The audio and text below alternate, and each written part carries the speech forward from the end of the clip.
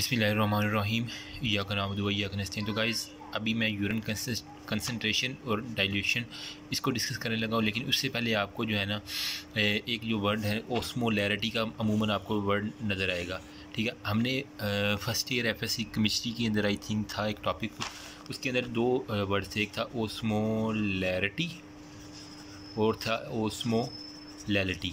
ठीक है, ओस्मोलैरिटी अगर सल्यूट की कंसंट्रेशन लीटर के अंदर आप डिटरमाइन करेंगे तो ओस्मोलैरिटी, अगर किलोग्राम के अंदर करते थे तो ओस्मोलैरिटी मुँह से कहते थे। ठीक है, सॉल्वेंट के अंदर जो था ना। ठीक है, अब इसके अंदर जो है ना आर इसके लीटर के अंदर भी आ रहा है और ओस्मोलैरिटी के अंदर भी आ रहा है। ठीक है, तो जो भी यूनिट ओस्मोलैरिटी होगा आपने वो लीटर के अंदर शो करना है। बेसिकली क्या है, वाटर इलेक्ट्रोलाइट बैलेंस, इसका दूसरा नाम ही है ओस्मोलैरिटी है, मतलब पानी और उसके अंदर जो इलेक्ट्रोलाइट्स है उसका एक बैलेंस आ गया। सल्यूट ओवर सॉल्वेंट, सिंपली ये है। अच्छा, रेगुलेट कैसे होता है? किडनी के ज़रिए। अगर हमने पानी ज़्यादा पिया, फ्लूइड ज़्यादा पिया, मतलब सॉल्वेंट ज़्यादा हो गया है, मतलब सॉल्वेंट अगर ज़्यादा खा लिया है तो ओस्मोलैरिटी कम हो जाएगी। इन्वर्स प्रोपोर्शनल नज़र भी आ रहा है यार। ठीक है, तो ये फ्लूइड जो होगा ना वो हाइपो ओस्मोलर हो जाएगा। अब हाइपो ओस्मोलर यूरिन प्रोडक्शन होगी जिसकी वजह से डाइल्यूट यूरिन होगा। सेम है यार, इजी सी बात है। ओस्मोलैरिटी कम होगी, सॉल्वेंट ज़्यादा हो गया तो पानी जो है ना यूरिन के अंदर ज़्यादा आना शुरू हो जाएगा, डाइल्यूटेड यूरिन प्रोडक्शन, इजी। अब अगर फ्लूइड कम है, मतलब डिहाइड्रेशन हो चुकी है या फिर किसी को कोई हेमरेज हो चुका है, तो क्या होगा? सॉल्वेंट कम होगा, सॉल्वेंट कम होगा, ओस्मोलैरिटी बढ़ जाएगी उसकी। ठीक है, तो फिर क्या होगा? हाइपर ओस्मोलर यूरिन, मतलब कंसनट्रेटेड यूरिन की प्रोडक्शन होगा, वो इसी इन्वर्स प्रोपोर्शनल को। ये अगर यूरिन प्रोडक्शन के बारे में आज हाइपर ओस्मोलर और हाइपो ओस्मोलर के बारे में पूछा जाता है तो आपने सिंपल ये टेबल बना देना है। ओके हो गया। अब नेक्स्ट जो है ना, इसके अलावा जो कंसनट्रेटेड यूरिन है ना, इसके अंदर एक मेन रोल होता है एडीएच का, एंटी डायूरेटिक हार्मोन हो गया। ये क्या करता है? सेंस करता है ओस्मोलैरिटी को। हाइपर ओस्मोलैरिटी मतलब ये जो हाइपर ओस्मोलैरिटी है ना, इसको डिटेक्ट करता है कि कंसनट्रेटेड यूरिन प्रोडक्शन करवाना है इन मेड्यूला के अंदर, इन इंटरस्टिशियल पिट्यूटरी ग्लैंड से। एंटी डायूरेटिक हार्मोन एक्ट मतलब सेक्रीट होता है। प्रोड्यूस कहाँ पे होता है? ये हाइपोथैलेमस के अंदर आई थिंक प्रोड्यूस होता है।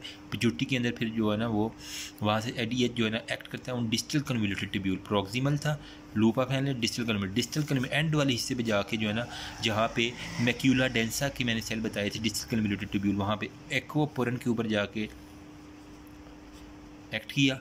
उसकी क्या किया? फास्फोराइलेशन, मतलब किसी भी चीज़ की फास्फोराइलेशन करवा दिए तो वो एक्टिव हो गया, तो क्या करेगा? वो एक्वापोरन खुल जाएंगे, वाटर की रीअब्जॉर्प्शन करेंगे। ठीक है, 99.5% जो है ना वो डिस्टल कन्वोल्यूटेड ट्यूब्यूल के अंदर जो है ना वो एंटी डायूरेटिक हार्मोन वाटर की एब्जॉर्प्शन करवाता है। अगर कंसनट्रेटेड यूरिन है तो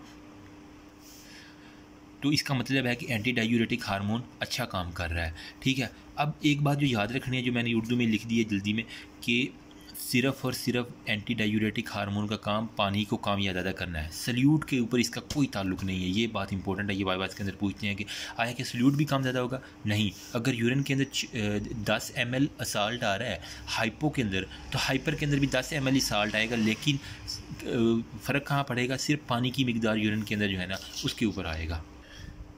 नेक्स्ट जो है ना जीएफआर से रिलेटेड एक इंपॉर्टेंट बात बतानी थी। ये क्या करता है?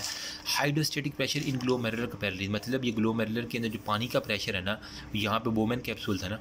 ठीक है, ग्लोमेरुलर के अंदर जो हाइड्रोस्टेटिक प्रेशर जितना ज़्यादा होगा उतनी हमारा ना ग्लोमेरुलर फिल्ट्रेशन रेट को इंक्रीज़ करेगा, मतलब फेवर कर रहा है। अब इसके अंदर जो है ना वो इसकी normal value 60 mm of Hg हम ऑलरेडी डिस्कस कर चुके हैं। ये जो है ना वो फेवर करती है, नॉट अपोज जी। अगर आर्टीरियल प्रेशर बढ़ेगा, मतलब यहाँ से आर्टरी से प्रेशर आया तो hydrostatic pressure increase, GFR increase, simple. अगर इफरेंट आर्टरी और रेजिस्टेंस हो गई है, मतलब यहाँ इफरेंट के ऊपर जो है ना वो थोड़ी सी रेजिस्टेंस आ गई है, तो लो ब्लड फ्लो, लो जीएफआर, मतलब कम ब्लड आएगा तो कम जीएफआर होगा। सेम वही बात है। अब अगर इफरेंट आर्टरीओल की रेजिस्टेंस होगी, मतलब ये जो यहाँ से हो के सारा इफरेंट के पास अब जाना है, अब इफरेंट की अगर कॉन्स्ट्रिक्शन होगी तो फिर क्या होगा? दो तरह की होती है, एक होती है मॉडरेट और एक होती है सीवियर कर्स। मॉडरेट जो है ना ये बिल्कुल नॉर्मल है, मतलब ये देखो ना यार, यहाँ से एफरेंट आ रहा है, ग्लोमेरुलर और इफरेंट की कंस्ट्रिक्शन होगी तो क्या होगा? Slow blood in the efferent के अंदर बहुत कम आएगा, यहाँ से ज़्यादा ब्लड आ रहा था। ठीक है, यहाँ पे बिल्कुल थोड़ा सा ब्लड इफरेंट है, तो क्या होगा? पुलिंग हो जाएगी एक किस्म की। ग्लोमेरुलर के अंदर भी क्या होगा? हाइड्रोस्टेटिक प्रेशर इंक्रीज़ होगा, प्रेशर जैसे ही इंक्रीज़ होगा तो वो फिल्ट्रेशन रेट को बढ़ा देगा ग्लोमेरुलर। अगर स्फीयर कंस्ट्रिक्शन हो गया तो ये फिर मसला मान जाएगा, इसकी वजह से ये स्टोन वगैरह हो जाते हैं। ये क्लिनिकल कंडीशन है, ये अभी हम डिस्कस नहीं कर रहे हैं। अब जो नेक्स्ट जो थे ना वही ओस्मोलैरिटी, और ओस्मोलैरिटी का मैंने फ़र्क बता रहा था कि अगर ओस्मोलैरिटी होगा तो लीटर के अंदर हम शो करेंगे, ओस्मोलैरिटी होगा तो किलोग्राम के अंदर शो करेंगे, ठीक है।